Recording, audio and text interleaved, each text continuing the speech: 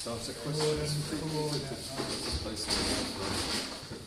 to me, if they look into information, so what I found out so far, so it's if there's a difficult starting point and things to but also some references check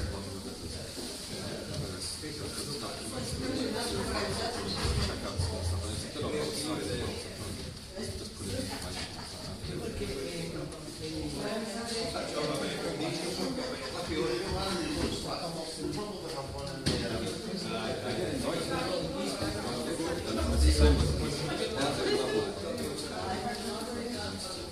With one or two exceptions, Tory council find out if they didn't know that they were going fine. They were Tory council sat on the council and he didn't know anything about it. Fight is one of the three. So even within the councils, it's not good. And this is one of the things I think, if this is so good, why not sell it? Why not sell it? It was a thing of Kate Forbes was answering the question about FREEPORT. There was a sort of thing. It was up on Twitter.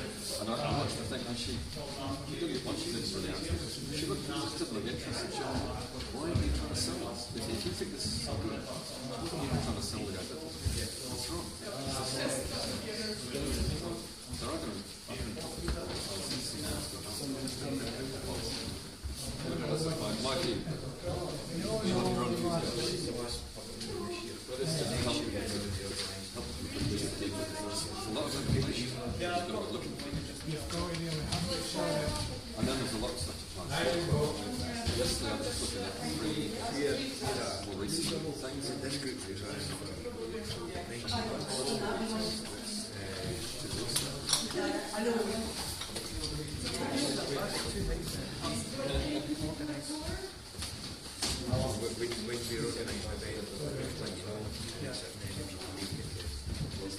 No one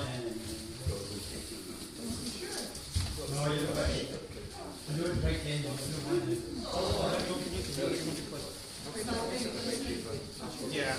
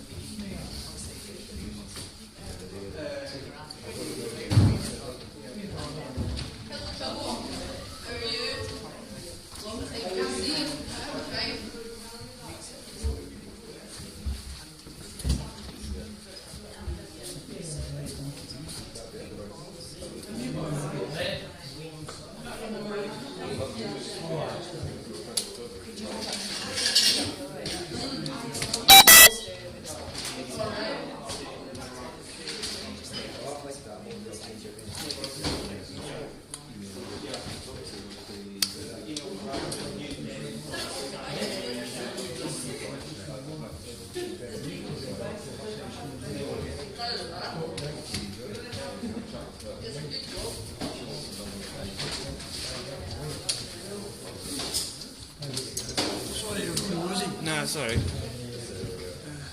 It's amazing kit. It's more simple stuff. Yeah, normally I've got a bigger camera with me, but I've cut up my shoulder, so I'm not using it today. Do your job. Yeah. Yeah, that's actually my stills kit, but I've just stuck that one up, just ready to get up and it's still working. So,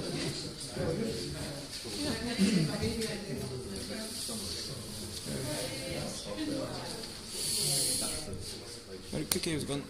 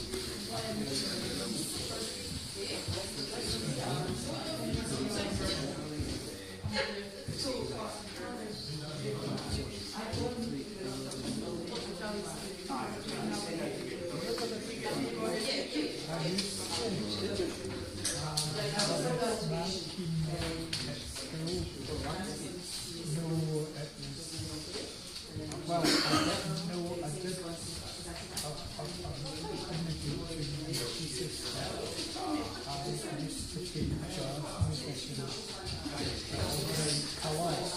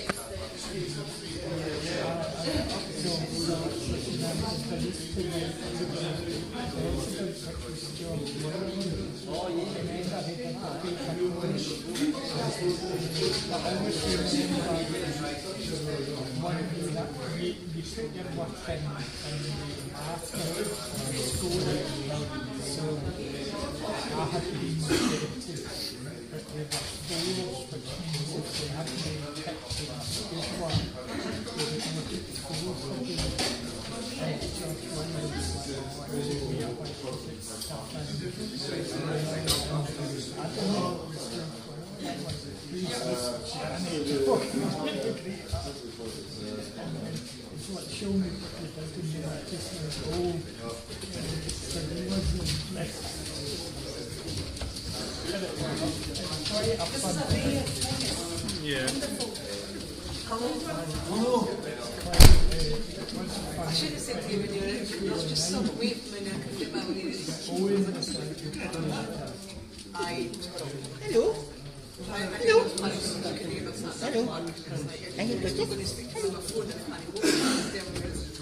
Anyway, come here.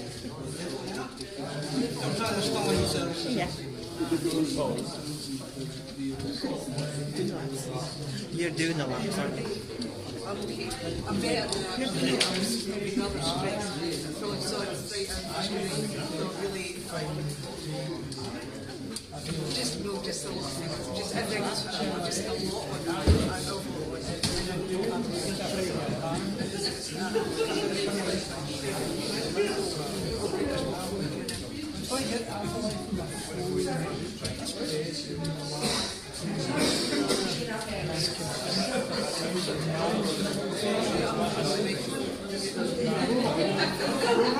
we would just say that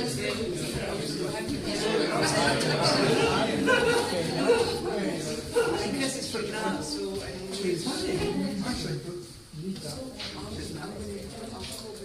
I'm speaking that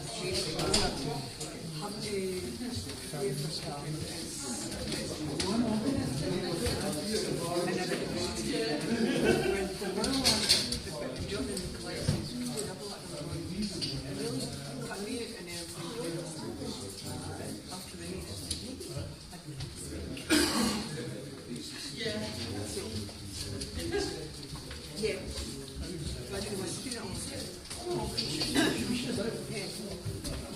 It should be yes and no. You understand it should be. You're excited. Where's your rabbit? What do you do your rabbit?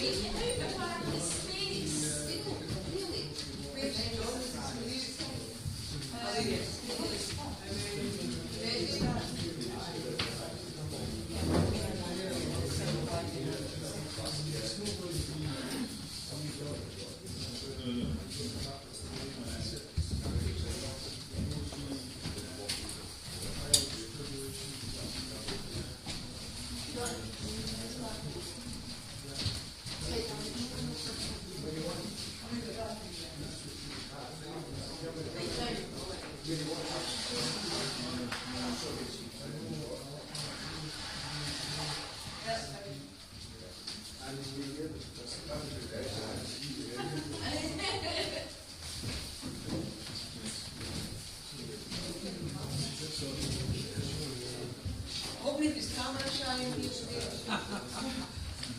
Okay, we'll start in 2 minutes.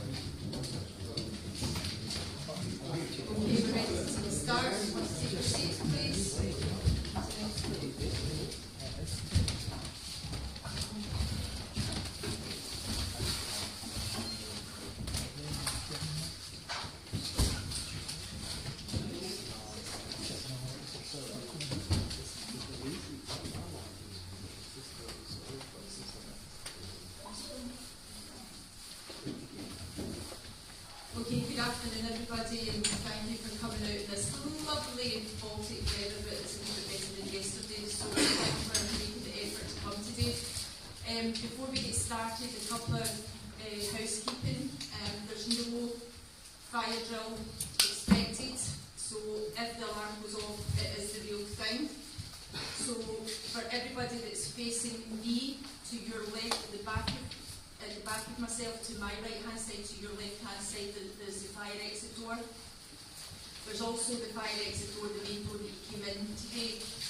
The toilets, if you come through the door that you came in, and directly to your left, there's male, female, and an accessible toilet. But as I say, if there is an alarm, it is the real thing. One more thing, there's somebody here that will possibly be taking photographs. If anybody doesn't want to be in a photograph, I don't know whether they're planning to do anything just from the back of the room, but if you don't want your photograph taken, please let them know. Okay, so we'll crack on with the meeting. The Salvo Freeport campaign team has now been going for roughly just under 18 months. It consists now of 10 very dedicated people that work tirelessly every day looking into Freeports and special economic zones that's happening in Scotland. In those months we've held 8, this is our 8th public meeting, but there's also been one that's been held in Aberdeen by the Salvo Aberdeen Hub, in Lee and Len, you'll have probably met as you came in. They facilitate that meeting in Aberdeen. So there has been 9 public meetings in the space of 15 months since we started. So I think that alone shows you the dedication that we have to try and educate the people of Scotland what exactly is happening in Scotland by our so-called elected representatives from Holyrood, but also from the UK government. So today we're here in Falkirk, and we're going to dedicate the meeting to the 5th or 4th Freeport, the Falkirk growth deal, possibly looking on to Grangemouth, what we can discuss about Grangemouth, and maybe the possibility of the issue of fracking. The Grangemouth and the fracking, because things are very uncertain, we don't have too many answers to many questions that I think quite a lot of us have about Grangemouth, but we can discuss it, and we do actually want to hear your opinions and your thoughts about it. So we'll start on the 4th Greenport, as they call it. So, free, it's all a twist in words, it's not free by any matter of means. And the Scottish Government decided to put green to make it sound more attractive to the people and the economy and the net zero that they're trying to capture. Can I ask, who knows a bit about the 4th Freeport here? Hands up.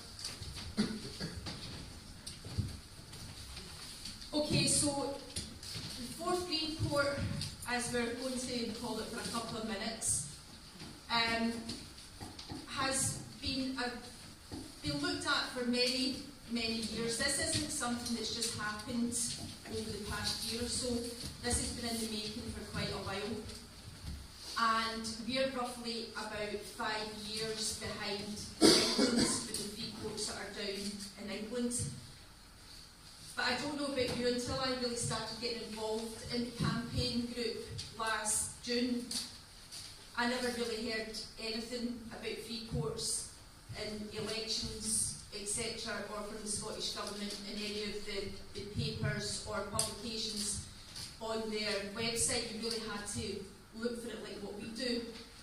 So we do have 2 Freeports. There's one in Crompton Firth and obviously the one here. And I'm now going to pass over to John, who likes to do his party piece and tell you exactly the extent of what size the FREEPORT actually is. When you think about a FREEPORT, you think about an airport, a harbour, a port, maybe a couple of warehouses every here and there near a harbour or a port. This is nothing like it. So I'll pass over to John. Welcome along to the meeting. My name is John Forbes. I'm a member of this group. Now, what I'll do is I'll start with Gravesmouth, because I'm here next to it. Now, Gravesmouth, you have the refinery, you have the port. You move up the east coast, then you hit Edinburgh, Leith Port, Leith Docks, Edinburgh Airport, Turnhouse. That goes up as far as Mackenzie. Then you go across the port. You've got the Bethel Docks, Kirkcaldy Docks, Fort Island Docks, Inverkeithing, Rosyth, Crombie, and the Naval Dockyard. That is all there. Braefoot, Terminal, Mossmorn, all in it. Every single industrial estate, the city of Edinburgh, the city of Dunfermline, and Falkirk and Greensburg. It goes as far south, pretty much to Reed Musselburgh, and as far north, it's just past Kinross. So you can understand, like you said here, a lot of people get the idea that it's purely just a port, but it's not. The topic regarding Gravesmouth, we'll cover it a little bit in depth later than what we can cover, because you've seen on the news, it's getting used at the moment as a political football. With people's economy, with the local economy and people's livelihood being up to the football, and it's not right. There's a company like there's an American company that was coming in to buy the plant, and they also put the put into that. In a couple of days, there's been a Dubai consortium looking at Dubai Gravesmouth, and they also again see put the put into that. Why? We don't know. The politicians are not telling us. Nobody's telling us. So the people in Gravesmouth are the ones that are going to suffer. The subject is fracking. Now, that again is a horrible thought. And what you have to understand with these people is the laws that are outside of FREEPORT are completely different to the laws that are inside of FREEPORT. Which means if the fracking was to become something, it could possibly be something. Because there's 14 licenses sitting at this moment. It can be an issue. Right? The central belt of Scotland contains a large amount of shale gas. There is shale gas getting brought up and forth in a boat from America, has been for a long time now. So why spend money to import it over 4,000 miles? But you can do it with your car. But again, these are things that we don't know. Because there's not an answer coming in. Look at the politicians. And something is collect. Every meeting that we hold, every single elected representative is invited. Every single one. So every councillor in this area has been invited. Every MSP, your local MP have all been invited. It's just the exact same as what every other meeting has been.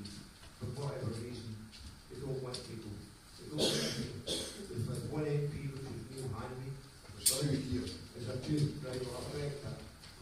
If they could maybe introduce themselves, that would be much appreciated, so we can see. Neil Hanby MP came to a meeting in Dunfermline, and I think previous meetings we've had an account of 4 councillors. That's been it. So I'll pass the mic back to collect, and once the questions start coming in, the local representatives, it would be very much appreciated.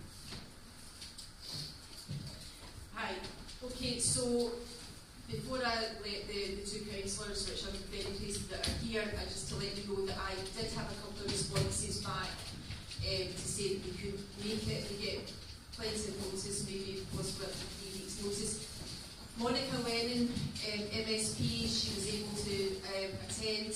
Michelle Thompson, MSP, she was unable to attend, but she has said that she she is willing to come and speak to the campaign team. So I have emailed her back and given a couple of dates for her to consider to come and speak to the campaign team. So that is a bit of an improvement. So could the councillors introduce themselves?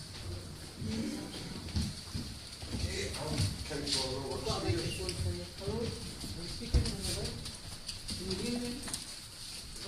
Yeah. I am Councillor Roberts here, representing the elected member of Grangeside. I think I'm Scotland's longest serving councillor, now at 37 years. Former EP employee and job steward. So I know that the question probably will come up. The loss there of the opinion capacity involved. Good afternoon. My name is Brian McKay, Councillor for Derry, Bob. I'm not as old as Bob. I'm just very interested in the whole issue of FREEPORTs. I don't agree with them at all, and I just want to try and find out some more information. Hence the reason for coming along and down to hear Alexei and Michelle Thompson agreed to maybe come along and speak to me about this with you. Thanks. Okay, thank you very much. It's good to have you here. So the FREEPORT, first of all, you will hear on social media, etc., that and by the elected representatives, it's maybe at certain times we'll talk about FREEPORTs, that they are nothing like the English FREEPORTs. Well, that's not true. They're exactly the same. They can't be anything different. But what is different between the English, the Welsh and the Scottish FREEPORTs is that they are deregulated. They're not like the EU FREEPORTs that you hear, especially everybody will know Rotterdam. So these are deregulated FREEPORTs, which means that when a private company, so it's private companies getting public money, once they take hold of a 25-year lease, then they're basically self-governing exactly what happens within that area. So we've got public money, and a lot of public money, going into privatisation, whereas in the EU, that's not allowed. It's publicly owned and it's regulated by the EU. But again, EU are already trying to get rid of quite a lot of FREEPORTs because there are still issues regarding the tax and customs sites, things happening that they're not happy about, so they're actually starting to get rid of a lot of FREEPORTs because they actually are proven not to be doing any benefit to the economy of the country or the community. So you will hear a lot of rhetoric, jobs, infrastructure, economic growth, prosperity, etc., etc. Well, in the 5 years that England have had their FREEPORTs, the economy, has it grown any? No. It's still 0.1%, or it hasn't went up at all. So where's this economic growth that's supposed to be happening with the FREEPORTs? Because it certainly isn't. If you look at Teesside, then you will know why. When the Scottish Government say that ours are different, they say because they have put in the contract that the companies have to sign up for their fair work agenda and the living wage. But as now the unions are starting to speak out, the likes of Unite, Unison, the STUC, RNT, it's clearly stated they may, language matters, may sign up to it. But even if they did sign up to it to get the contract, I said, it's deregulated. They don't have to abide by it. And the Scottish Government do not have any legal jurisdiction whatsoever to do anything about it if they go against these terms and conditions, because employment law is reserved to Westminster. But also, because it's a free port and a deregulated one, it's the law that the company set, not the law of the land that it's on. So they're trying to put across something that sounds good, but when you actually look into it and you look outside the box and you look in the fine lines, it's completely different. They say they needed free ports for the transition to net zero, carbon capture, renewables. No, we didn't. Scotland was already on its way to do that. We didn't need private companies coming in. We didn't need billions of public money to go into their pockets to do this. Look at all the wind farms that are coming up now, onshore, offshore. Are your fuel bills going down? Because mine certainly isn't. And the people up north who have got the highest fuel bills, theirs aren't coming down, because they get pipeline from Freeport to Freeport down to Westminster. So the only people that are actually getting anything from this transition to net zero, renewable, carbon capture, all again this rhetoric that we hear all the time, is Westminster and the private companies. Scotland is being asset stripped within an inch of its life. Now, this isn't about anything to do with the Constitution, and I want to make that clear. This isn't whether you want Scotland to be an independent country or not. This is about the people that are living in this country. We are actually being asset stripped. We are getting poorer. People are moving away because our standards of living are increasing. They aren't getting better, which they should be. Now, for example, they promised in the fourth report to get a contract for contracts. There was going to be 50,000 jobs for the area that John outlined. Within a matter of a month and a half, maybe 2 months of the fourth report going live, it had reduced by 34,000 jobs. So then it was promising just under 20,000 jobs. So the jobs are just there as a nice wee sign up for a contract, a nice wee deal. The 25-year lease, we don't know how much they're leasing the land for. They're not buying the land, they're leasing the land. But when they finish, if they decide after 25 years that they've made their profits, they've done really well out of it, they're going to move on, well, they move on. But it'll be up to the council, and it'll be up to every single person who pays the tax and pays their council tax, etc. It'll be that money that goes to clean up the area they've been in. It would be up to the private company. They can just get up, shift out. Thanks very much for the profit. Yep. For the people that don't know anything about these things, what we don't know, the information, we have to hunt for it. But what we have got, we've got the English reports to compare things with. If you worry about workers' rights, you look at what happened to the P&O workers. They were putting off the boat, and the ones that were walking up, actually somebody worked it out, they were on something like £3 an hour for the amount of hours they were working.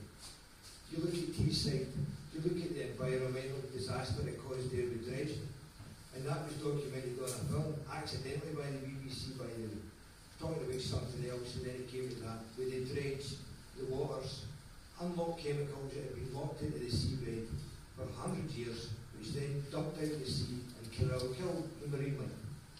Now that happened, that's fine. Now, I was born in Northumberland, and I know this coastline very well. I know what's down my place. It used to be in Dalgety Bay. The place was radioactive. I can't imagine what's lying in the seabed round about Grangemouth and Rosyth and all the ports where they try and dredge them to bring in the bigger ships. You're talking about private companies here, where the only goal in life is to make profit. Teesside, the amount of financial scandal that was linked to that. But most importantly, you ever wonder where this money's coming from? Well, I can tell you, it's coming out of every single one of our pockets, because we're paying for it. It's coming from the Barrack formula, and it's coming from the local authorities. Now, we're all suffering here. Right? We hear this word aesthetic. You're sick hearing it. Folk are petrified to put their heating and their electric on. Yet, these companies are making millions and millions of pounds. So, it's important, these meetings, and it's important that you start asking your elected representatives the difficult questions. Every single one, and that's basically all I want to say. So recently you would have heard on we'll move on from the FREEPORTs, and we want to hear from you, and we've got a flip chart there that we're going to put stuff up as well. We really do want to hear your opinions and your thoughts. So I'll just come on to the FALKIRK growth team very, very quickly. You will have seen in the news, which I was actually really surprised about, because we don't actually get to hear a lot about the city regional deals and the growth deals or whatever terminology they like to spin. But the FALKIRK growth deal was signed off last week with Kate Forbes and Ian Murray, and £100 million for 11 projects, and seemingly to have 1,660 jobs. But then when you counterbalance possibly what's going to be happening within Grangemouth and the job losses in Grangemouth, I think the £100 million could have went a lot to a much better cause, but that's for the elected representatives. Kate Forbes signed that off, £100 million. Whereas if you look at the likes of even just FALKIRK Council, and again, Brian being here, the councillors being here, they'll know exactly as councillors, and as every single council within Scotland are all having to have major budget cuts. But they're spending billions of pounds on special economic zones, whether it's in Glasgow or Aberdeenshire. They're spending billions of pounds again going into private companies.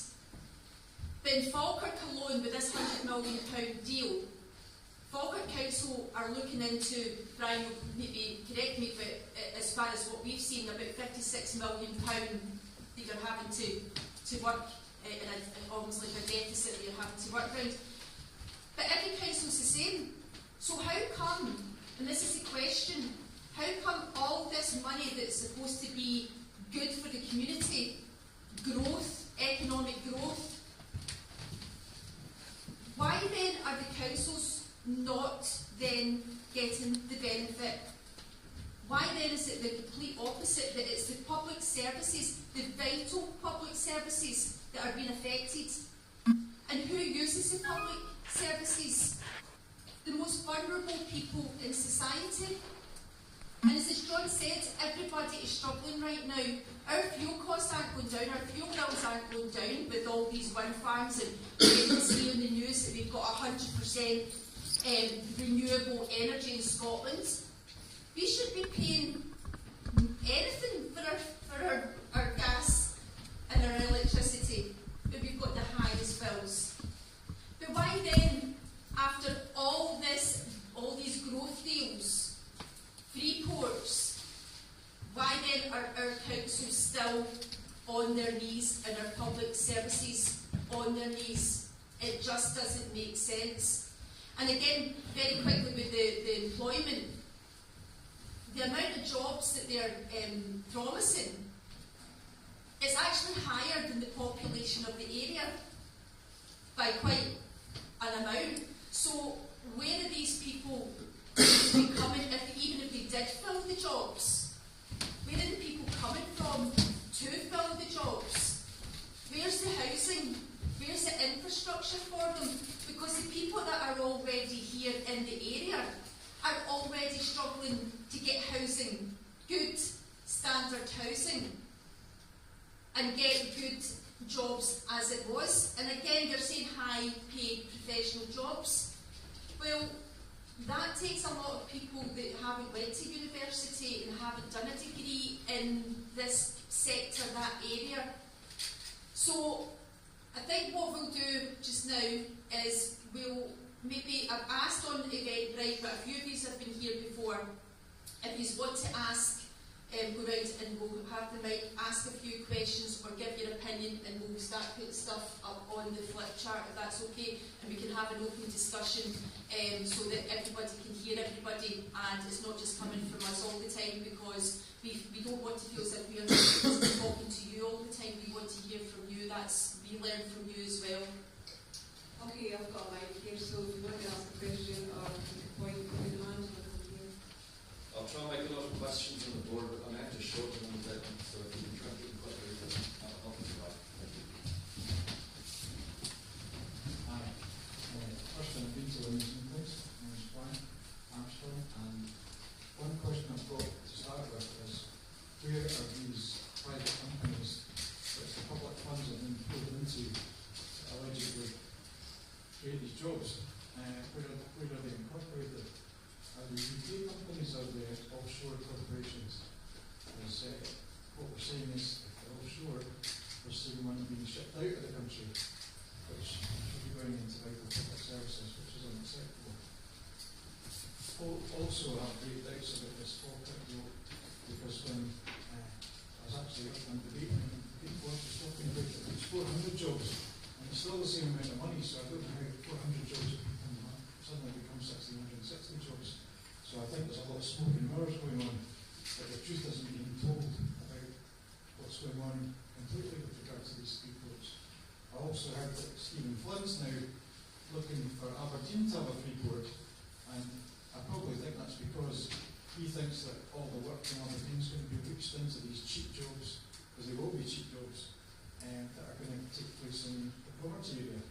So and the fourth, so Aberdeen's disadvantage, you can see why he wants it, because reading about FREEPORTs online, there's thousands of FREEPORTs in the world. I didn't realise that until I started to read about it.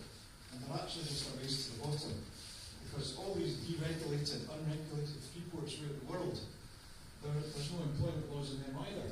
So what happens is the companies that get to run them, it's a gravy train for them and low-paid workers inside them with no rights. And this is what we're heading for. This is why we were taking in Brexit. This is what Brexit was all about, to create a get-rich for the rich scheme that Richie Sunak and Michael Gove were 100% behind. So we were dragged out of Europe against our will, and now further to the bounty they're already raping out of Scotland, they now want to make us cheap employees, give us cheap jobs, no give any tax to our councils, because the money's going in from the councils. But there's no tax coming out of these FREEPORT companies that's going to the councils, because they get relief on national insurance, the lot. So what is this? Where is all this money going? Where are all these profits going to go? They're not going to the people of Scotland. We're putting in money, but we're getting nothing back. So what kind of scam is all this thing? I've said that.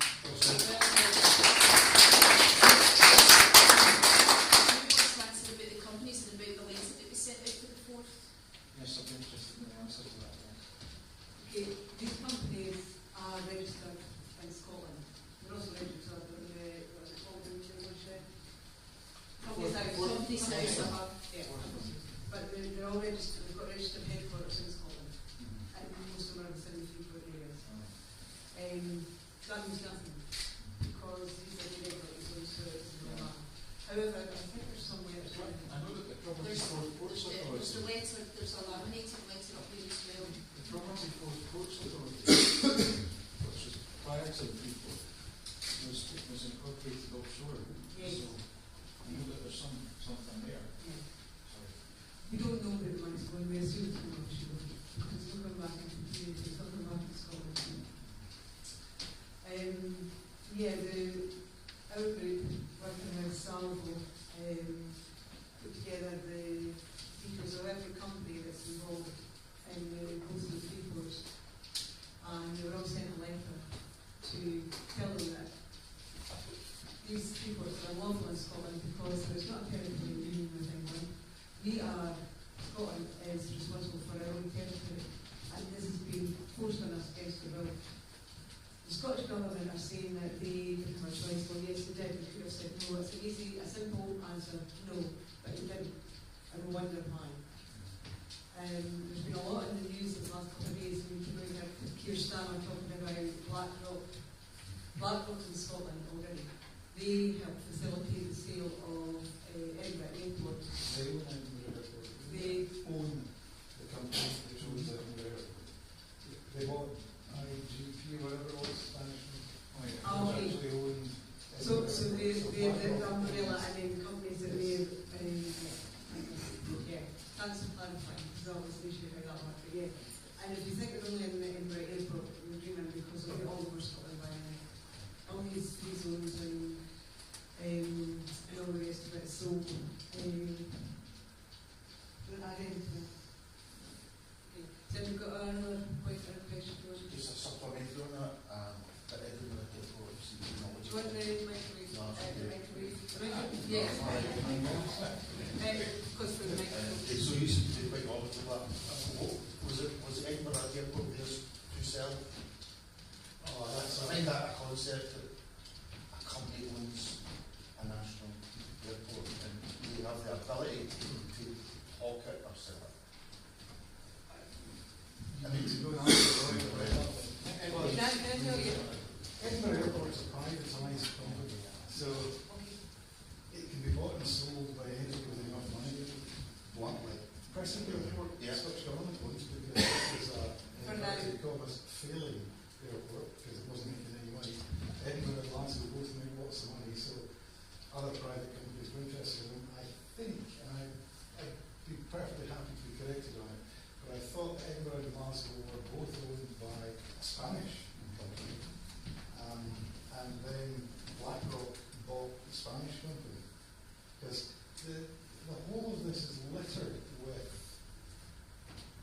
confusion, companies within companies, within smoke and mirrors. There's people that collect those well, a guy called David Powell across in the Netherlands who has spent years, literally years, researching all of this.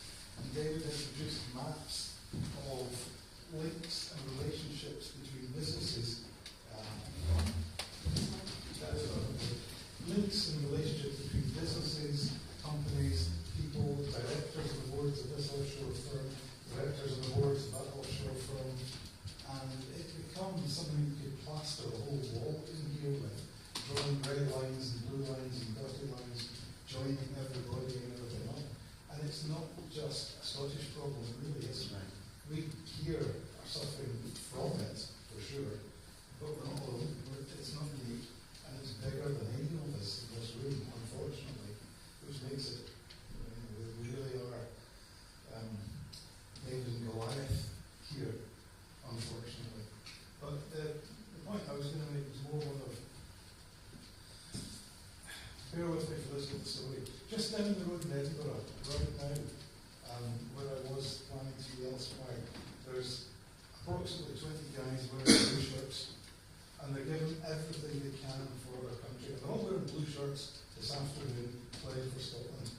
Now, there's a couple of councillors here. I don't know which political affiliation we have, like this ISP, but right now, frankly, we all need to put on a blue shirt and play for Scotland. I don't give a damn if you start with a red shirt of Labour, a yellow shirt of the SNP, or a green shirt of the Green Party, because we're bigger than any of us. Not excellent, but this is a Scottish problem. And put aside petty politics and the smallness of thinking that, well, Labour are going to do this, and if I say this, the Tories will do that. It's a lot of bollocks, frankly, and we haven't got time for any of that, because you may or may not have heard Keir Starmer praising BlackRock in a public speech within the last week. It's on YouTube, it's on Facebook, it's on Twitter, X, it's on actually had him in the cabinet, a meeting in the cabinet. So, the whole thing, I live in Perth, so I'm not actually inside a zone at the moment. One of the pictures that's on the back is a map I drew with Google Maps years ago, when I first read about these things and thought this is getting kind of scary because of it's not just what they do today, it's what they can do in 5 years' time.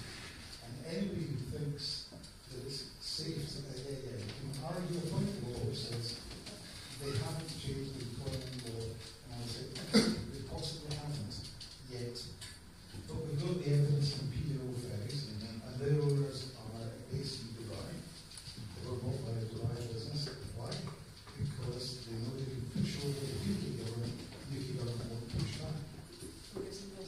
Sure.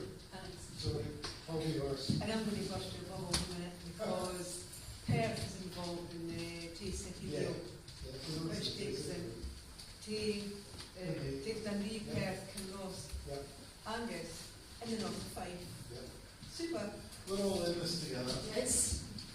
Hey, and yeah. Come back.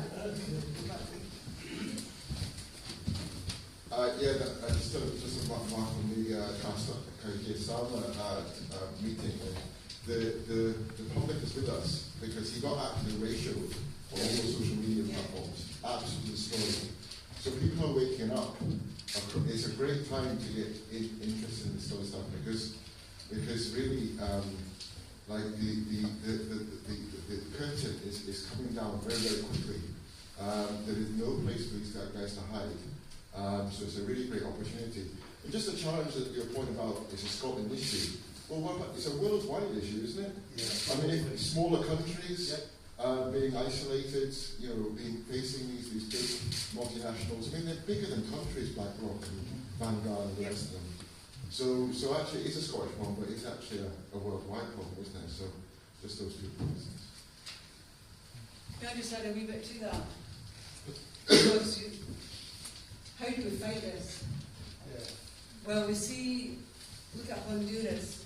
The same people that are behind the SPZ, the Special Zone in Honduras, is also behind the FREEPORTs in Scotland and England and Wales. And his name is Shankar Singh. And Honduras changed their government after several years of having a special economic zone. I'm going to call them SEZs because that's how we refer to them, they're special economic zones. And the new government came in and the government said they want that SEZ in their country.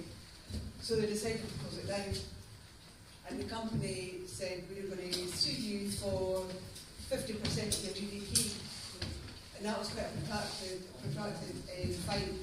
But Honduras won, and the FREEPORTs are the SEZ out. So there is hope. That's what we have here on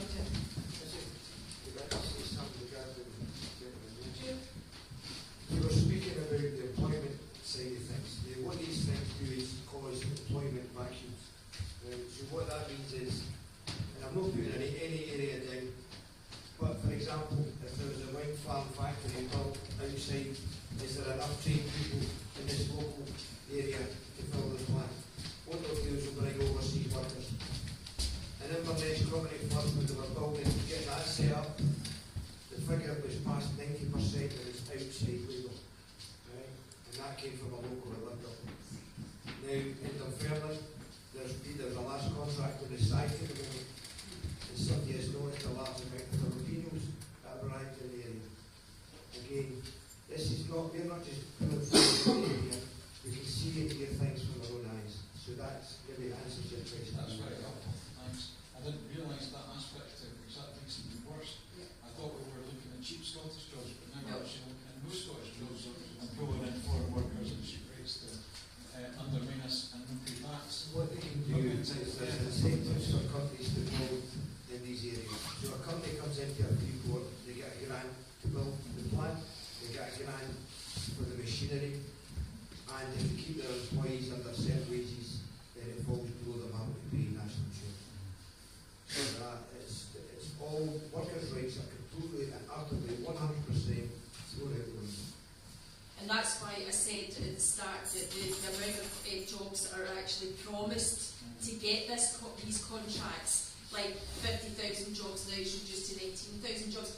There isn't, if you actually look at the unemployment statistics for that area, there isn't that many unemployed in that area to cover the promised jobs in the first place. So that's why I said where are they going to be coming from?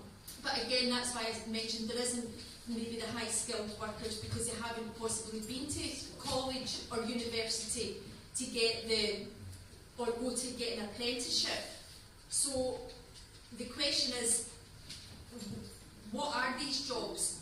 Are they seasonal jobs? Are they part-time jobs? Are they high-skilled jobs? But if you're going to bring people from another area, whether it's England or abroad or wherever, where are they going to be staying? So all these questions aren't been answered. And I don't know actually, Bob or Brian, I don't actually know if you know any information regarding the Babcock situation with Reside, the Commissioner. No, I can speak a wee bit on what's happening just now. Just now we had a ship that was permanently docked at the opening of docks. Remember, there was both the tidal estuary and the light was only open the docks at high tide. Right? Now, if we transition to where we're importing for Scotland, sorry. They usually happen in the council, but we had a ship that was permanently parked there with an international crew on it. All these guys have already been paid off, and a Filipino crew's come in at very, very low wages. Now, I'm not sure of the exact times, but if a ship's in dock and there's something for less than 15 days, then they don't need to pay a taxable rate to their employers, to their employees. So we're going to be having, what, 4 or 5 ships a week or a day, or who knows, coming into Grangemouth. And they'll want them to do a very, very quick turnover in that dock. A thing that worries me, I'm ex-army, I was a captain in the Royal Engineers. I fought in Iraq and started up refineries there, so I kind of know what I'm talking about when a country's on its knees and it has no fuel. Things turn very ugly. And what could happen here if we had an incident or an accident at the mouth of that dock, then our country's doing the swanny. And I brought this up at a meeting with INEOS last week, community liaison meeting. I brought it up with various INEOS managers. You know, what a target for anybody. And we live in very uncertain times just now. When our weapons are being used in mainland Russia, and the Russian ambassador said 2 days ago that we are now at war with his country. Yeah. Right? So how do you shut down their country?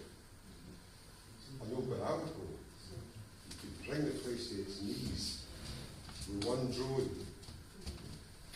There's a lot going on in it, and it's very, very concerning. And you're asking who's going to make the profits out of the FREEPORT. You look at your Swiss banks, you look at the gnomes of Zurich. They'll be investing, I believe they invested in Teesside, not to the benefit of the people of Teesside, but to the benefit of Zurich. And yeah, we've got a world economy, yeah, we all know that. But at what price?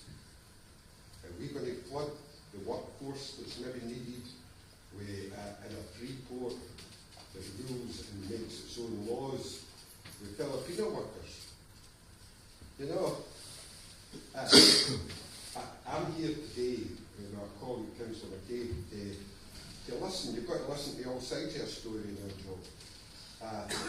But also, if I'm voicing my concerns, it's because I'm bloody concerned.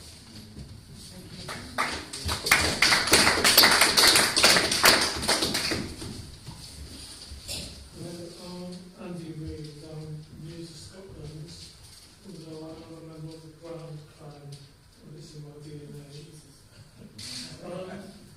My own personal view, this is my own personal view, is that these numbers for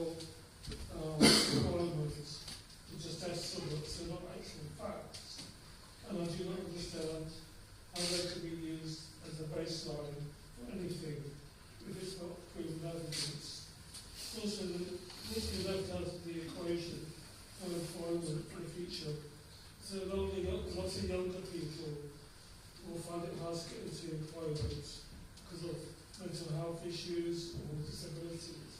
So these estimates of numbers for employment are completely rubbish, as I found it. Also, can I just say that on the issue of fracking, there was a fracking in North West England, and it was found that because of the use of high jet water into the cavity of the earth to extract the gases and stuff, it was found it caused tremors. Just a second, I'm sorry I have to go. I'm trying to save our school in Blackness. They're going to close you soon. Thank you.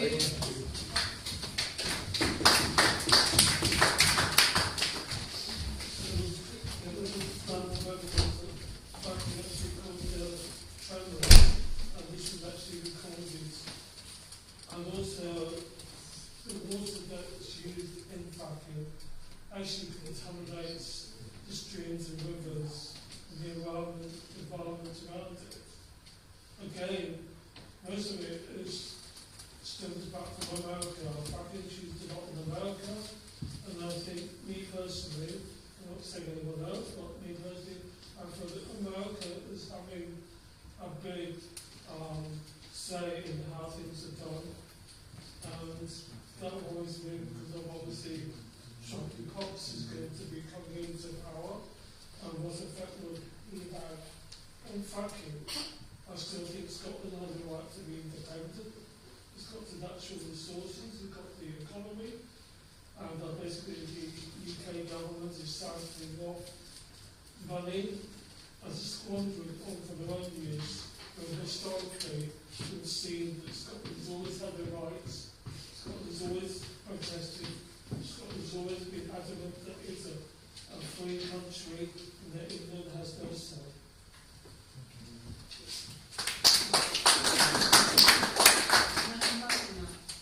These numbers, all these figures here, it was on the Both People website that launched. That's not our numbers, that's not our figures, that's what they sold their FREEPORT for FREEPORT as the lead.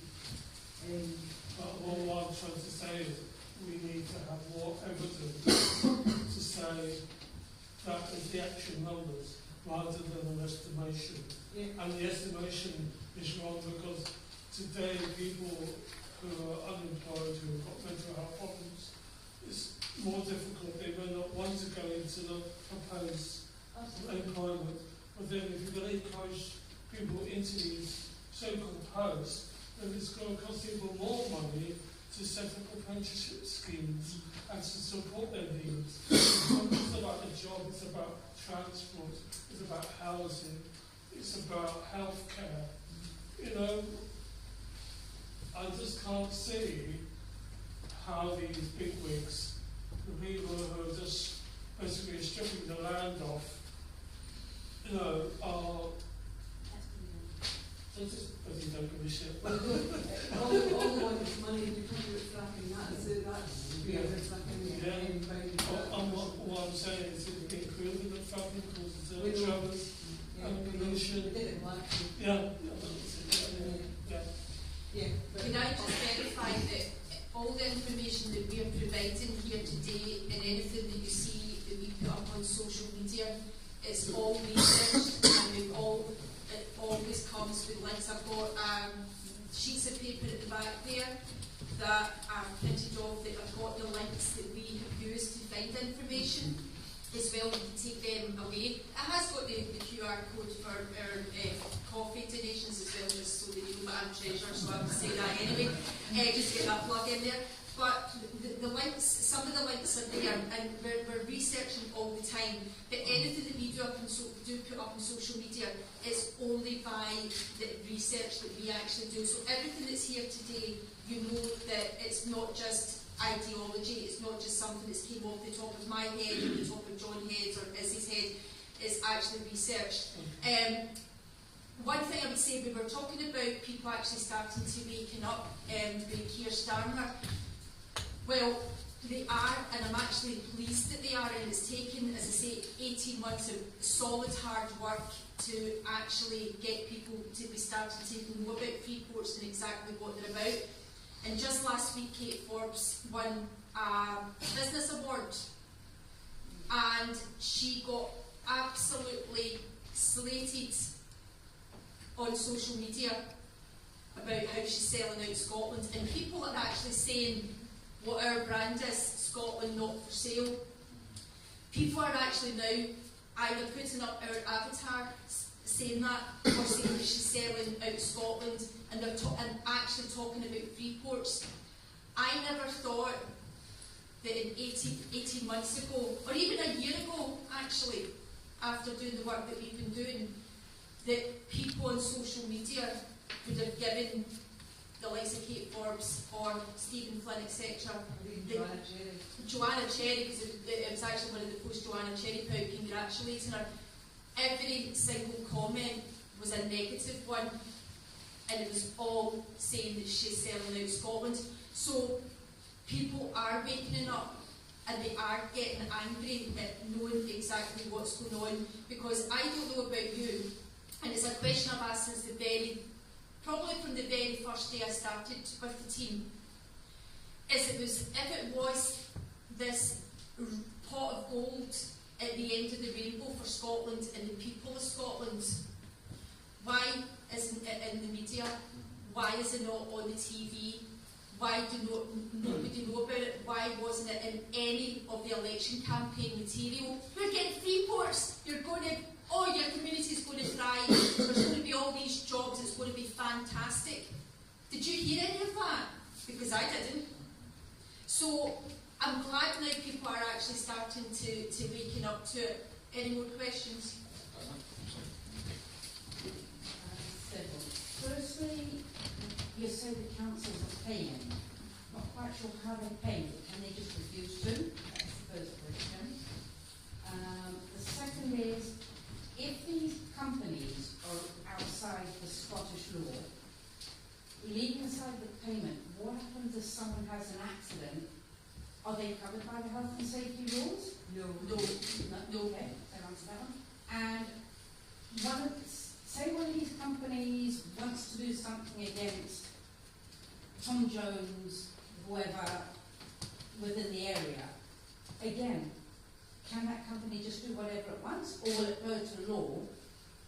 You know, what sort of, this Tom Jones is just say a building company that does windows. What law, you know, if he wants to then have an argument, does that mean that he can't go to law? Does that make sense?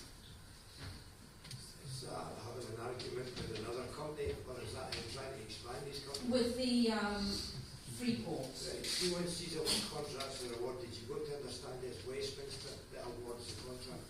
So once the contracts are awarded, it's for 25 years, right? And I'm not going to be doing good here, but many of us in this room won't be here in 25 years' time. So we need to do this for our children and their children. So that argument there, I don't quite, if that's what you mean.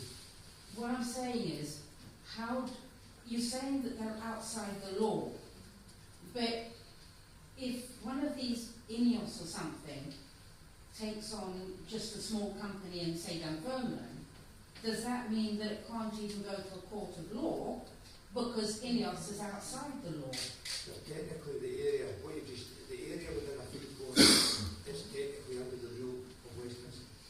Right? So it's technically not Scottish, that makes sense to that project. It's not Scottish. It's in Scotland, but under the rule of Westminster. So once these companies, these private companies, they pretty much got free run to do what they want. So they could just walk in and knock down a housing estate? Yes. You've got the risk of the compulsory purchase order coming into play as well, and that's happening in England, which is not happening in Scotland to my knowledge yet, but it could happen. So there's many different things that have not come to the forelight, but it's not off the table. And to answer the gentleman there, if everybody was to drive around their area and look at the changes that they can see, you talk about accommodation. Drive up to South Queensferry and you look at the level side there, and you're right, the flats are getting built. There's the accommodation. Right? This is not by accident, it's by design. For the last 16 years, probably more, they've been upgrading the pylons. Everybody's thinking just for upgrading the pylons. No, it's to take the renewable energy. The Freeports are no different. Right? David Cameron, I'm no advocate of Tory, but I'll certainly say this man, he was against FREEPORT because he provided no economic benefit to the Treasury. It was Liz Truss who estimated the economy in 24 hours would drop a line sooner, and then it'd be double charged the other side. So we're up against a lot of years with a lot of planning and a lot of different clever people. Essie, do you want to maybe verify about the local councils and the money that's coming, the seed money and the money that's coming from the councils? Because Edinburgh Council, they've made a contribution to the fourth Freeport area, and it's increased up to over £300,000 of the council's budget that they've paid already. So I'll let Essie talk about the seed money. No, I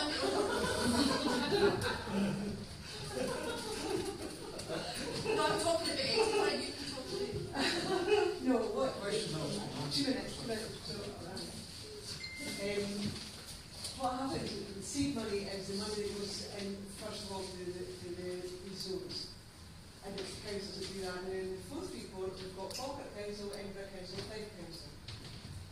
Fife Council have been rather shady about this, but the return for Edinburgh is much less than was projected, funnily enough. You would know that. The FALKIRK, well, we've got a FALKIRK Council here, but you can talk to that, but we know the money that they got is less than before.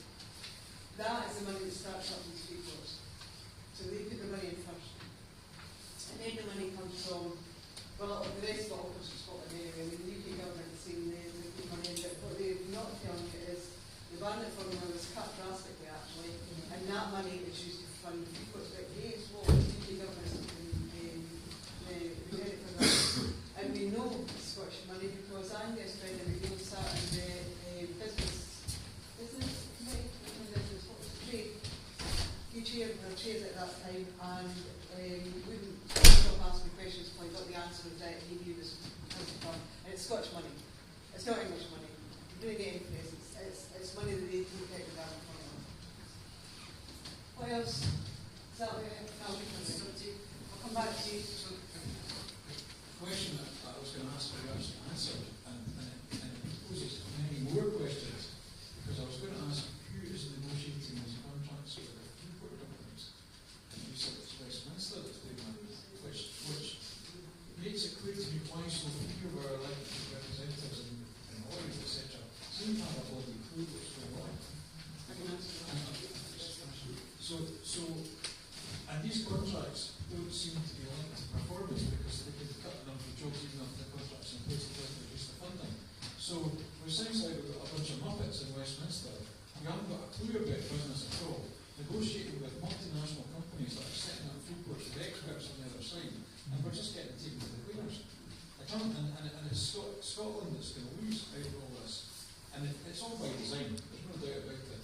They all go to Davos for one reason, and it's not us. You look at the reason for why Long Island was closed. You were getting charged £40 million to connect up to the grid. The same power station there in England was given the same amount of money. So, I don't know that they're muppets, they're just taking it all for their profits. Yeah. Can I ask a question? What's that thing talking about when things happen? What's the end game? What are we actually going to really stop it? Because we can talk about all the way to the wisdom home, and it's still going to happen. So what power do we, as the public, do to stop this? Okay. So we do that? Okay, so I said earlier that we sent a letter to these companies, public guys, with legal advice. These companies tell them that what they were doing was unlawful, and they would be, I mean, the letters over there eventually went to read it, actually. Much more than I can tell you. It's worth reading them. And we will be, when we regain our independence or liberation, whatever you want to call it, we will be looking for reparations and restitution. And that was in another policy of Brian, just to say, because of what happened in Honduras, and we've already warned them that what they do is not lawful in Scotland. It also will take, there's a liberation committee that's going to the European courts and into the UN. And Freeport's campaign will be part of that fight for our liberation, and the reasons why is a very extensive and long argument, but what we do is part of that. So we are fighting, and we will win, because we're not giving up until we do. You're in that point. Simply to answer the lady there who asked the questions about employment spreads and what goes on. If you think about what happened not so long ago with payroll ferries, where they sacked the entire crew of their ferries and replaced them overnight with staff from the Philippines or somewhere else. Yes, at that time the Westminster politicians all said, this is terrible, this will never do, we can't have this happening. This happened. No action has been taken against payroll ferries. Payroll ferries is owned by a Dubai-based organisation called DP World. DP World own and operate the Thames Freeport in England. Again, there's lots of stuff in the press about this is unconscionable, should be allowed for DP World to own a Freeport and operate it in England. However, they do. They are doing, they will do, and the bad PR over it will just fade away into the distance. Just like it did when they sacked all the ferry staff. So that's the reality politic, if you like, of all of this. It's happening. It's big companies. It's outside the UK's territory. But the question that lady to my immediate left said, how do you stop it? I think some operation is loyal and more power to the others. But we just need to find a way of waking the rest of the country up to all of this. Because that's going to be the key to it, I think. Can I just say that when we're talking about privatisation, if you also look not just at P&O ferries, if you look at what's happening with Thames Water. So Thames Water Private, look what's happening to the residents. Are they getting a good standard quality service from Thames Water? No, they certainly are not. It's all about what the shareholders, the stakeholders are getting from this. But again, Westminster can't really do anything about it. It's a private company. The only thing they could really do then is buy them out. And that then, I don't think the shareholders would allow that. But secondly, it would cost, again, the public purse billions of pounds to actually pay them out. So that just gives you an idea of what, and that's only one company, Thames Water, and one company, P&O Ferries. We are talking about multiple throughout Scotland and again throughout England. So it gives you the extent of what we are fighting against. And it's not easy, but we have to do it. We have to do it. Yeah, when we first started, we were first meeting in Inverness in August 23, and we had 10 plus us at that meeting. And nobody was talking about it. We decided to form a group and do public meetings because nobody knew anything about them. Now it's common knowledge on social media. That needs to get into the public, but we're getting there. Last week we had in Glasgow, how many years ago? 70. So we are reaching more people, and I know some people are here tonight and today that in other meetings, and that's great because you've got knowledge yourself to share. But yeah, we're doing it. It's a long, slow process. There's no quick. We initially wanted to be a picket line and say stop Freeports, but we could do it ourselves. Half a dozen of us, so that would work. So that's what this is all about. So the chap said about DP World 100% there, because I don't know if you noticed in the press a few weeks ago that the new Transport Secretary criticised P&O and had a complete go at DP World, which was silenced by the government because DP World is bringing a big investment into the UK, so she was told to shut up and answer almost recant her comments. So the whole place has been taken over by these multinational corporations and democracy is going out the window. And the thing is that I would like to see when we're successful, and we get away that any politician in our government should have to swear in the oath that they will not act for any ultranational organisation that they will only act for the people of Scotland. Because that's what's going on just now. Our politicians are more concerned about acting for the World Economic Forum and people like that. You know, we've got these people that are young leaders, like Hassett was a young leader in the WEF, so not a very good recruit if you ask me. But then we're dealing with this on a huge scale. We need to escape, we need to get out there. I spend a lot of time on social media, as I think some people here know, and putting this about and arguing with people and getting the message across. And every one of us that's got an account should join every group and get the messages about this out there so that more and more people understand, because that can go viral, and it's getting the message across that we're losing control of our country and losing control of all our land. Could I also say, just what's in my head, that we're talking about how we get the message out there, and yes, social media actually has its place, public meetings like this have its place. But recently, because of the stuff that we have been putting out on social media, somebody got in contact with us, and he was going to be doing a stall nearby here today, so sadly the two combined, so we weren't able to go and give him support. But I sent a whole load of stuff that's up the table there, our badges, our stickers, some laminated information that he could, because he wanted to actually be part of the stall. He actually wanted to try and educate people on Freeports.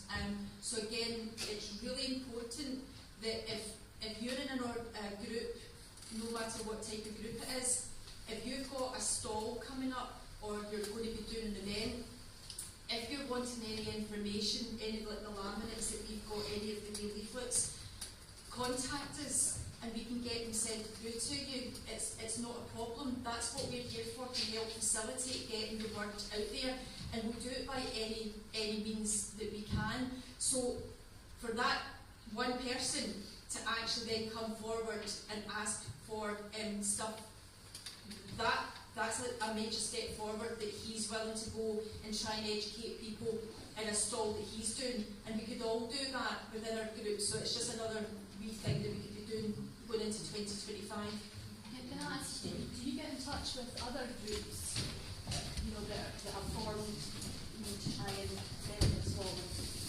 I'm thinking like when you're talking about social media, I'm not Facebook, but I do look at X, and I do post there, and I follow quite a lot of people on it. So do you have regular meetings with like Believe in Scotland or other independence groups, or? Not Believe in Scotland, yeah. But you've had meetings with other groups, Clay and John, in the West Coast. Well, we were invited along to St. Lochlow. Sam was actually invited to the everybody should be there. So myself and Clay went along there, and I was actually speaking at that event. And it's good to talk to other campaign groups, organisers. We've spoken to the unions.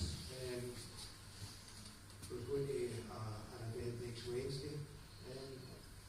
And the more people that we can work with, we're not against, because there's one important collection of words here, and it's knowledge is power.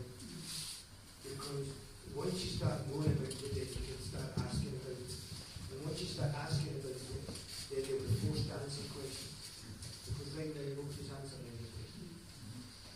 Can I also just bring into the mix about these the battery energy storage systems that are creeping up all over. So I live up in the Braes, on farmland basically, which is actually in the CES.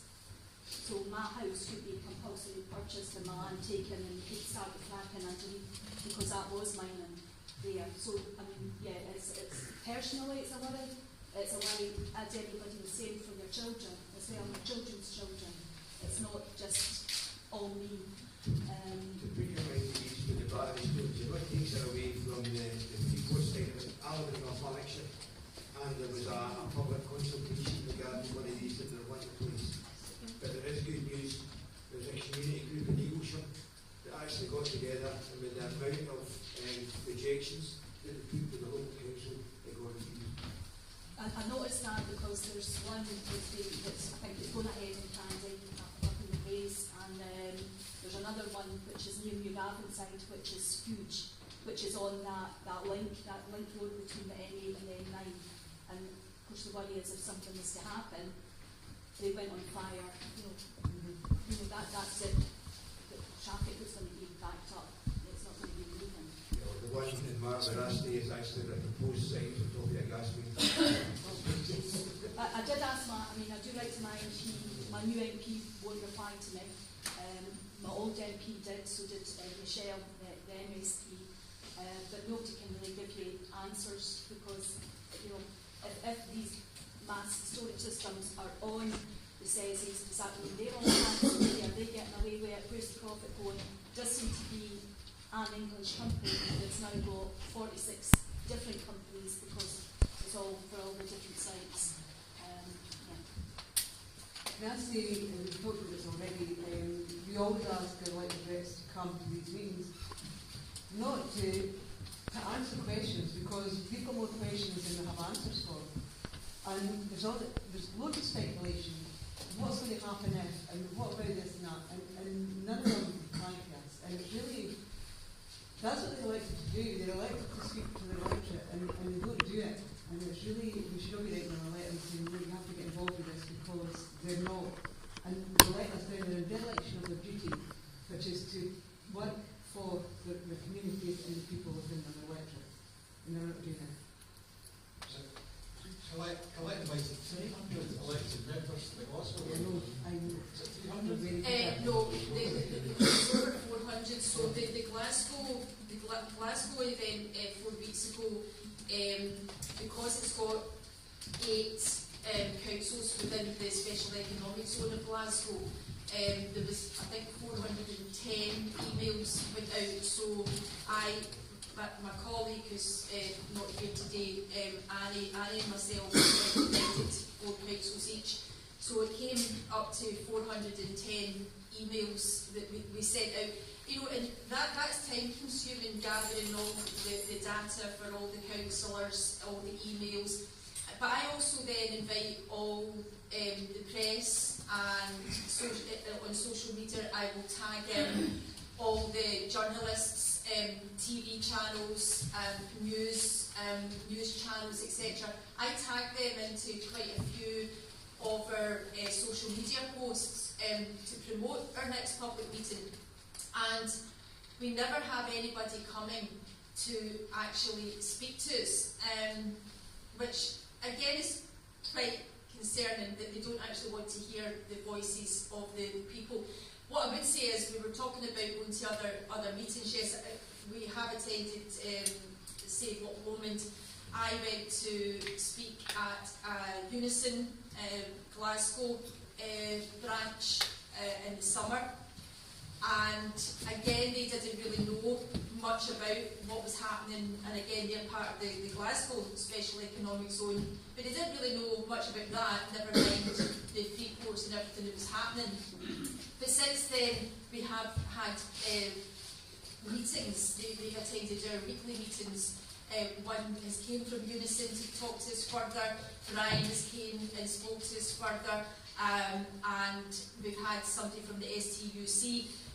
But again, it's quite good that the unions are actually now starting to speak out, especially to do with workers' rights and environmental rights, because again, there is major issues regarding the environmental rights, and that is an issue then regarding Grangemouth and what's happening with Grangemouth and the refinery, and the environmental issues, not only to do with the jobs and losing our own refinery.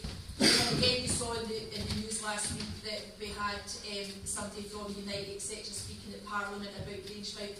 So I'm hoping that now the unions are maybe starting to speak up more about the FREEPORTs and the special economic zones and the issue regarding workers' rights, environmental rights, that it will start getting out more into the media, because we can only try and do everything we possibly can. But if we're being blocked at every single, we get a dead end, we have to then find another path, and we try it and then we get blocked off again. So we are doing everything we can, but I'm hoping now with a wee bit more exposure regarding Grangemouth, etc. And again, when you talk about Grangemouth, have you ever heard of at any point them saying it's on a prime Freeport site? No, they don't talk about it in the Freeport status either. So yeah, we are trying everything that we can to get the word out. But again, it's really important that the people that come along or see us on social media, they maybe then start talking to their local communities, community halls, community groups, and they start spreading the word with information that is out there that we are supplying, or as we said, David Powell, etc. But David Powell is more UK wide.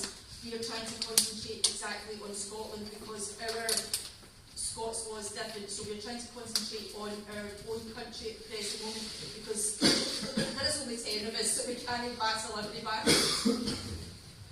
Can I say as well, if anybody's in a group and wants us to come and speak to your group, just let us know and we will try and make that happen.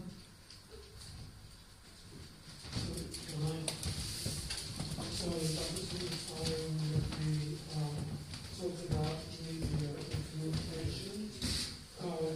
We attended the SNP Independence Rally in Edinburgh. And for me personally, I noticed that there was no quality or high capacity for sign language interpreter. And a lot of the information that was very important, because it would be missing, because people see that therefore or visually impaired people can absorb the information that they can read. And I feel that there's something we really need to talk about. Well, they have a disability, yeah, but in general, this important information needs to come across to the deaf grant, to the deaf visually impaired community, because it's really important information. And a lot of time, it's just these towns, even was added, all this information was added to the communities, they need to have a larger number of people that can help and get the message out there. So it's kind of important. Thank you. Somebody else got a point to make or a question to ask?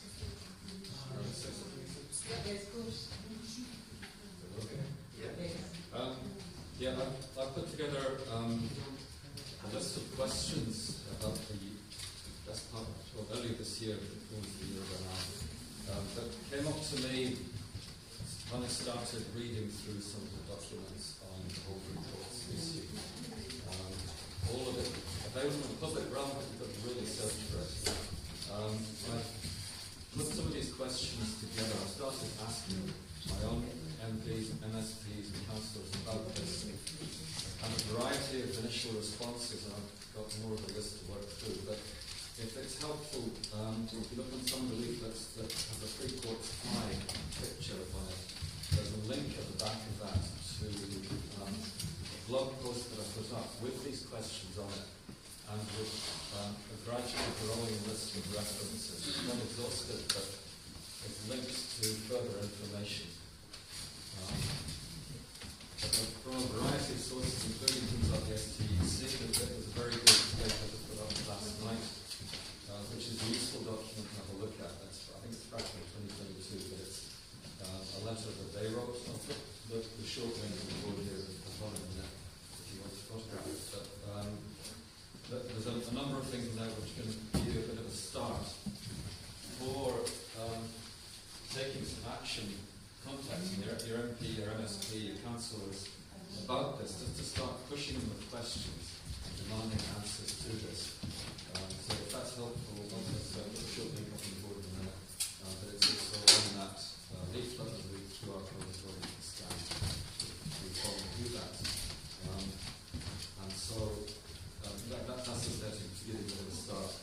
We'll gradually add to that over time. There is a comment section as well on that if you sign into the blog, so when you do that, you must like as well, but also if you want to add any comments, put any further questions on there, that too. But anyway, I hope that it's useful. That could give you a starting point for taking some action and starting to push some results. The more we get this on people's intros, the more it goes on the agenda and sooner or later they're going to have to come up with some kind of answer. And then I say as well, I'd like to give real credit to the councillors who come along today. Thank you very much for coming. It's good to see Turkey taking an interest and making the effort to engage with people on these concerns. So thank you very much.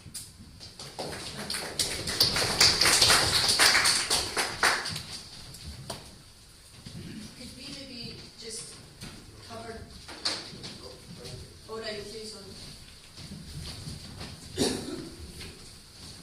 Thank you very much. I'll just take the opportunity to thank you for the thanks. I'm just going to admit that I don't know anything at all about FREEPORT, so I'm being totally up front. Just to give you a wee bit of background as far as the FALKIRK Council is concerned, both Bob and myself, we are independent councillors. We actually thought that I've been a councillor before. I lost out to a would you believe, 5 years ago or 7 years ago, whatever. Then stood again back in. But Bob and I formed what's called the non-aligned independent group. So we were 2 independent councillors within the council. The reason I bring that up is just to we can get a wee bit pessimistic about what do we do, and we're fighting this uphill battle. Yes, we are, and our elected representatives are not listening. Things are changing a wee bit, I think, and the reason I say that is because it was myself and Bob, as a non-aligned independent group, and one other independent councillor within FALKIRK. And there was 6 independent councillors within FALKIRK. Tory defected, 2 SNPs that were defected. Why are they defecting? Because they don't like what they've been told by their bosses. They don't like being whipped. They are now becoming independent councillors. That's problematic in itself because you're an independent, and I tend to think you've got an independent mind. My independent mind represents my local community. That's where I'm coming from. And that's for Bob. I didn't speak to Bob. I didn't say to Bob, you coming along to this meeting today. So I was quite delighted when he was here. It was a wee bit of a shock to me, but I was quite delighted that he was here. And again, just on Bob. Bob turned up for the signing of the growth deal. The FALKIRK and Grangemouth growth deal. He's a councillor for Grangemouth. And he was going in. They knocked him back. I just find that absolutely scandalous that you could do that to an elected member who's come along representing one of the FALKIRK and Grangemouth growth team. Just disgusting. But, so that's a wee kind of background to locally what's going on in the council at the minute. As I say, I held my hand up and say I don't know enough about it. I'm going to start asking some questions.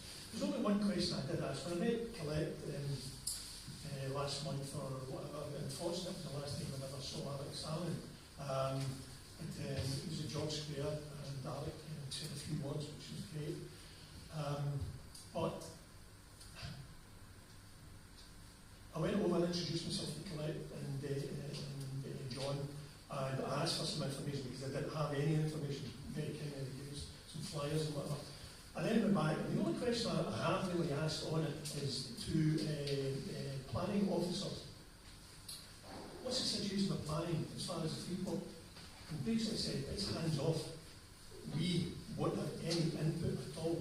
I've got a big bugbear personally about planning. Speak to any other councillor who keeps on a rant again about planning. He's always on about planning. And I do have it. I don't like bureaucracy, but if it's there, we need to use it. When I approached the planning officer and said, what is it involved as far as FREEPORT? They said, we're hands off. They will self-regulate. Now, unfortunately, they're going to self-regulate for that. Customs is another one that is going to be. I mean, Teesside, I think it was one of the shareholders involved in there is BAT, British American Tobacco Company. These are favourite places for tobacco coming in through the back door. And you go, oh, that's scandalous. The tobacco companies will be down and talking about getting that closed down. They're actually behind it.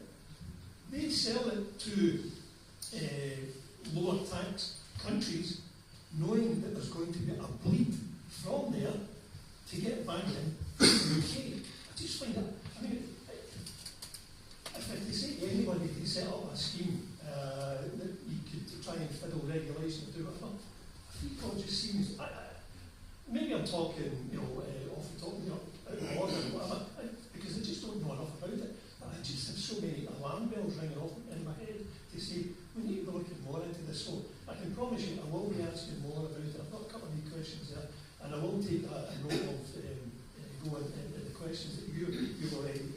Okay?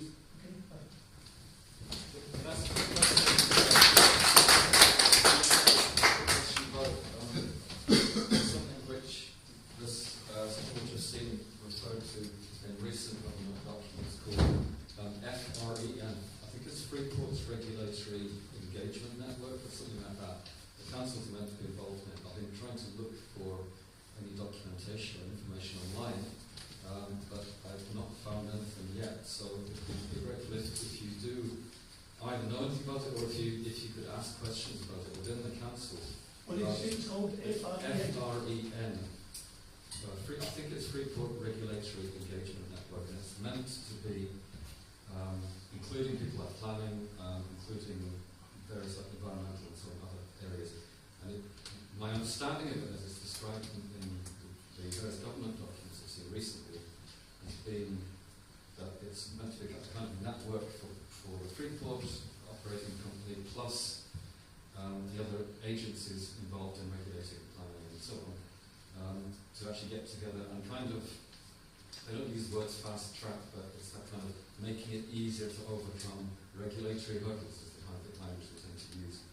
But of course that can have a variety of sins. It could be perfectly reasonable at one level, but it could also offer regrets for just opening the door and you have to just walk in. I'll see if I can find If you it. find more about it, and also I'd be interested if you know any links that we could start to investigate if you find information. Because, can I just say, hope there's cigarettes coming in under the radar, not just cigarettes, money laundering, people smuggling, arms, all that can be brought in, I know, can be brought in and taken out of the country without anybody knowing, because these deregulated zones have their own customs site as well, and if it comes in and goes out again and without leaving the zone, it doesn't go through customs or excise or anything like that, it's just in and out and that's it. So all sorts of things can be happening in these zones and we will never know about it. That's kind of my question, and what about things like drugs? Yeah, there you go. People smuggling is a big thing, which that's a real way. Atomic waste. Sorry? Atomic waste. Yes. That can be That's right. coming in. Okay, so we've got about 25 minutes. I don't know whether anybody wants to have a say regarding Grangemouth very quickly. Again, we don't have any answers because nobody knows exactly what's happening, but if anybody wants to have a say, and then we maybe go over to Chris, and Chris can maybe give us an idea of what he's looking for from you to put up in the flip chart moving forward. So if anybody for the next 5 minutes or something wants to say anything about Grangemouth, don't be shy. it is a hard subject because it's changing day by day and nobody really knows any answers. So What I can say is what I've seen and what I've read is your belief that we have a situation where the island was heading for closure, nobody was stopping it. It seemed it was unstoppable. They were already flying to do the FALKIRK deal because the SNP government had given in. So they invent jobs to cover up the loss without doing anything, and then suddenly we've got a U-turn. And it's when he's talking about premature, is the word he used in the Parliament. The first time I've heard anyone talk about a premature closure of Grangemouth, which took me aback just more than a bit. And we're now seeing some traction. Keir Starmer about it, and I'd be worried about who you're going to bring in. exactly. And the offer, we're now having a site which Jim Ratcliffe says is worth nothing. He said it was valueless, and people are offering money to take it, and you want to take the money. So we can say that there's feels within feels there because he's got grants at stake and all sorts of things. So it needs to be taken out of the hands of commercial decision making. It's a national asset that needs to be kept a hold of. It's vital that we have a refinery in Scotland. And Alex Salmon said it on debate night, first when he was still alive, he said that it should be down to commercial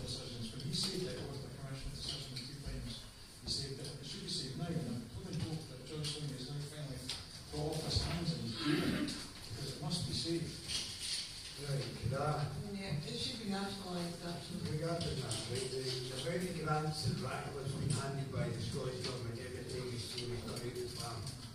The government, the Scottish Government should be in that point says right for nationalising. Just like when they do Presbyterian and biofarms for mine. That's it. That's your national fuel security. And that's all. And Unite, obviously, because they are now speaking in Parliament, they've said very recently, just last week, that they don't actually believe what Ratcliffe is saying about how much he's losing per day, per week. They don't understand how he could possibly be losing that amount of money. And if he is losing that amount of money, how and why is he losing that amount of money when we're the only refinery in Scotland? So, again, more questions are coming up regarding the whole situation and the answers that we're getting. There's definitely wrongs in this piece somewhere, and the whole thing should make public knowledge what's happened with this, so that the people of Scotland can understand what's been going on in the background. Did you know there's a march on Thursday? There's a leaflet up there that I've printed off. There's a rally on Thursday in Edinburgh, so it's on social media. So you've got the Grangemouth's social media pages, but there is a leaflet up there that I've printed off for people to see as well. It starts at 10, but we won't be there for 10. We'll meet them as it goes on. So, but it does start at 10 o'clock in Edinburgh. But the details are there, and they are on social media regarding the event as well.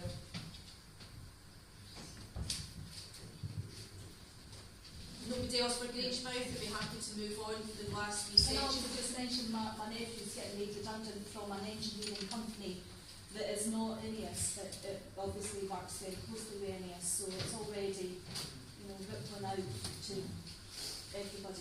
Well, that's the thing. It's not just the people that are actually affected in Grangemouth itself who are being employed by Jim Ratcliffe. It's the whole community, because if these people are now, a couple of thousand people are losing their job, it's the local businesses that are also going to be affected by them not going in either to pick up stuff for their lunches, or go on their way home, go into a local shop and pick up stuff for the house. It's all the local businesses that are going to be affected as well, and the local community is going to be dramatically affected. So it is a major knock-on effect to the whole community.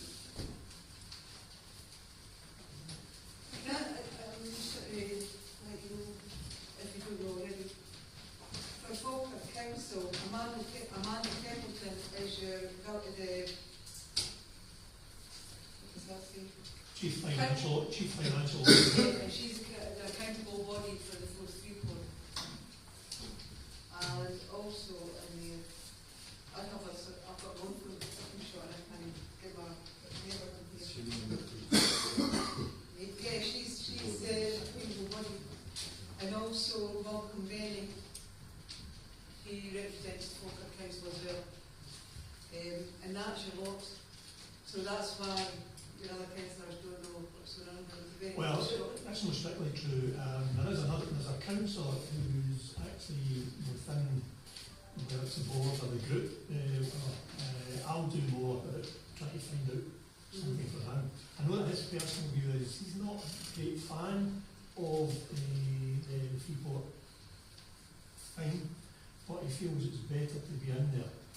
So I don't know, I haven't spoken to him about any meetings that he's attending or whatever, but I certainly will be doing so from now on. The fourth FREEPORT's online. If you just Google or whatever search engine you use, fourth FREEPORT will bring you in. And then there's the menu. If you go down and you get the minutes of the last meeting, and you'll see the full board, and you'll see who else is involved in that. And one or two other newsy bits that we like to put out. Their full business case. The fourth FREEPORT's full business case has recently been published, and one of the links on the page that I put up is to the Edinburgh Council website, and there's, I think it's the agenda of the meeting where they were voting it through. But it's also got an executive summary. It's quite a long, it's about 36 pages of PDF, but it's worth a look at. And it's an executive summary of the full business case that Freeport's report. So it has more detail, more information about it, more breakdown.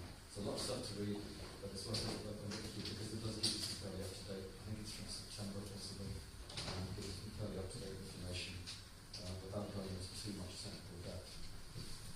I haven't read it all myself, I've only had a skim of it, so I can't give any further information other than that, but it is worth a look at, balance up against all different bits of information, and there may be some answers, there may be more questions coming from that. Can I just ask if you could repeat the link? Because oh, sure. I tried it and it didn't work. Oh, okay. I haven't written it badly because I'll get a thing to scan in a minute. Okay. So that's probably easier. Okay, so we've got 15 minutes. Chris, I'll hand it over to you and see what you're wanting from people to talk about. It'll be quick in 15 minutes. So I just wanted to know if anybody has any, what I'm trying to do here is just capture some of the questions that either people ask directly or that they seem to be asking generally. I've kind of rephrased a few things from here. And it's just to kind of add some questions which if they're relevant to you and you want to carry them off again and put them to people who can hopefully answer the questions, then maybe the best thing is just to take a photograph of it and there you've got it if it's any use to you. But I just put down some of the things that are coming up with Freeport. I'll come back to summarize in a minute. And with arrangement of some of the questions. Has anybody got anything else they want to add to the Grange one? With the Grange refinery shutting down, is that going to have a ripple effect with places like Finnet Hard and some low as the oil lines do directly come into Grange itself? And also, with it then, whatever happens with Grange, right ideas for saying the gas department coming up. My personal opinion of Grangemouth, and it's my personal opinion, I said this last year when I was going to one of my political research. Grangemouth will come in a hub, nothing more. You have a refinery in England that's ramping up production of fuel. So the oil will come, and the oil will go. And the petrol will come. So that, does that answer? Yeah.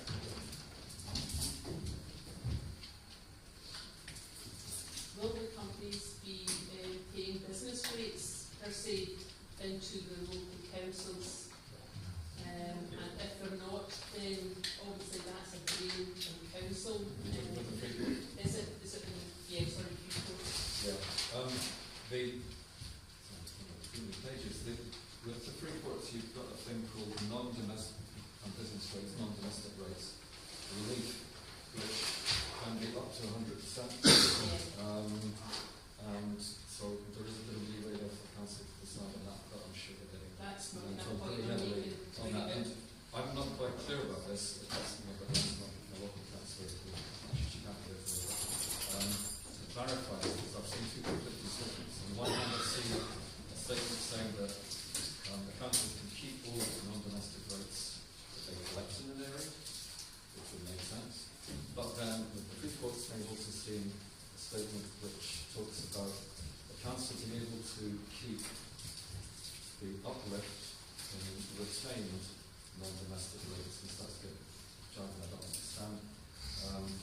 So they're supposed to be able to get some extra money coming in from it in theory, but in the meantime, companies that are paying that can apply for relief on that, which could be up to 100% for 5 to 10 years. 10 years. 10 years. It was 5 years originally, it was then extended early this year to 10 years. So for that period of time, looks like a loss of revenue. I've seen other statements in some of these documents by councils talking about we expect to get this money back eventually, but who knows? It's not my area of expertise, so reading this stuff, looking at technical terms which I'm not familiar with, it opens up more questions. And so I'd say the best thing is really to put that question to your councillors in as many most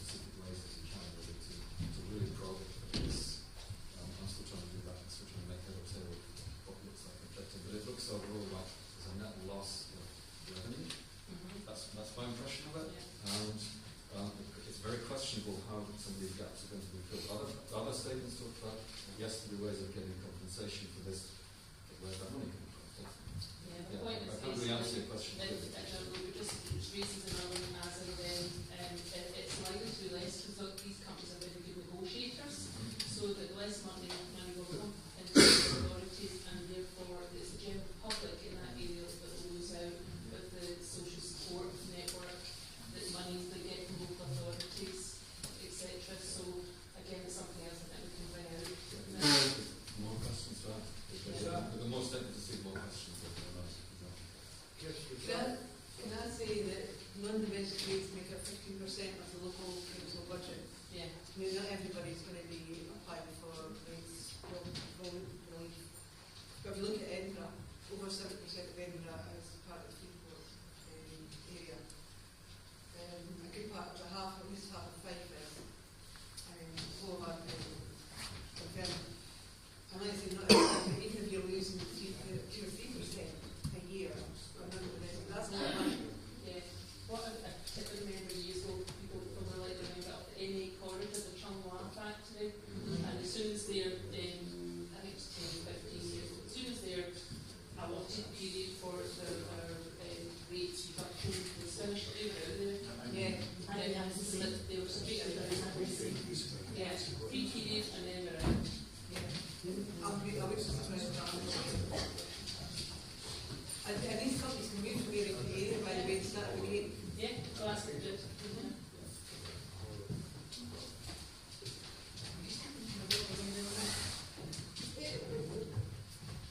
Okay, if everybody is, I would say happy as in happy, but if we are all contented to finishing off the meeting today, if there's anything again, if you want to take any information away with you, please do. If you want to contact us, the email is on some of the leaflets, etc. But it's very easy. It's reports@salvo.scot. You can email us, and if you're wanting any information that you could possibly either send you links for via email, I'm happy to do that as well. So, yes, we're on Facebook. We're on it. Literally, we're on everything these days. We're on Facebook, X, Blue Sky, Instagram. So we're just trying to get the word out there as much as we possibly can. So try and give us a follow, and try and get people to follow us as well. So next year, we're hopefully in the next couple of weeks going to slow down a little bit and maybe have a little bit of time off. Not too much though. But next year we're already planning quite a few public meetings throughout the country, so keep an eye out for them. We're going to be starting around about the end of February, beginning of March time, starting to do the public meetings again. And this is where my treasurer head comes in, I'm sorry. We're going to do the raffle now, and thank you for everybody that's contributed. We do actually have an account with Coffee, which is an online donating system, and we've got the QR code there as well, that if anybody wants to donate. These things don't become cheap. We are completely voluntary, and we have been self-funding for the past 18 months. So even a £2 donation to the coffee goes a long way for us to get us all the stuff that we're needing for printing out stuff, etc. It all costs money and we don't take expenses. So the slightest donation would be very much appreciated. And on that note, whoever's going to do the raffle, let's do the raffle, please. Can I a couple of things to finish up. This is the letter that was sent to all the companies if anybody wants a copy. I've got 4 copies. I think this moderation, make sure moderation.scot. Carry on. Well, I don't know if everybody here has joined moderation.scot, but if they have, you have a copy? You don't, but for those of you that haven't, it takes minutes, and it adds weight to the case that's going to be in. Oh, thank you. So I'd recommend that everybody... If you want anybody... Yeah. Everybody else want to... Yeah, I would highly recommend that you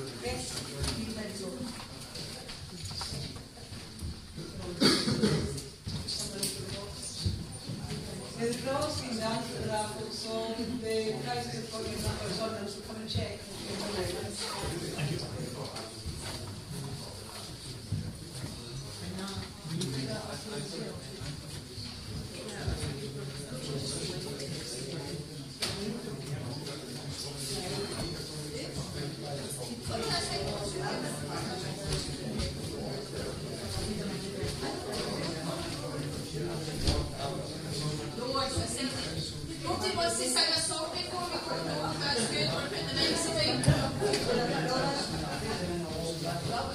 the end, we said, yeah,